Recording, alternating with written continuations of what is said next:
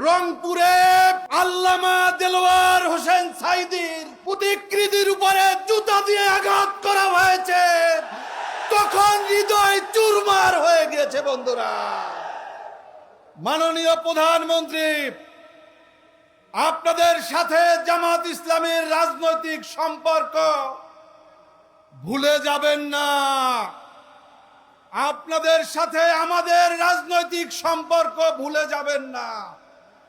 1991 সালে ক্ষমতা দেখতে পেয়েছিলেন এই জামাত ইসলামীর কারণে। 2001 সালে ক্ষমতায় গিয়েছিলেন নিরঙ্কুশ ভাবে এই জামাত ইসলামীর কারণে। 2024 সালে 2024 সালে গণ অভ্যুত্থান হয়েছে, 31